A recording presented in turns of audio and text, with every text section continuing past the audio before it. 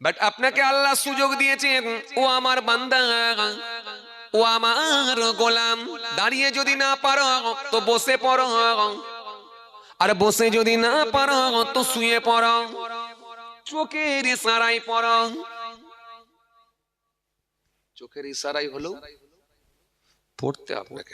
আসসালাতু ইমাদুদ্দিন, মান আকামা ফাকাদ আকামাদ্দিন ওয়া মান তারাকাহা ফাকাদ হাদামাদ্দিন। নামাজ হলো ধর্মের খুঁটি, নামাজ হলো দ্বীনের খুঁটি। যে নামাজ কায়েম করলো দ্বীন কায়েম করলো, যে নামাজ ছেড়ে দিল দ্বীনকে ধ্বংস করলো, দ্বীনকে খতম করলো, দ্বীনকে শেষ করলো।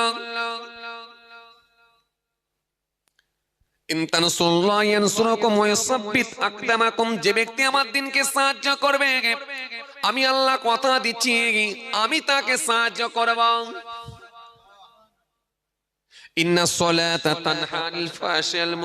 নিশ্চয় নামাজ সমস্ত রকমের অশ্লীলতা থেকে মানুষকে দূরে রাখবে।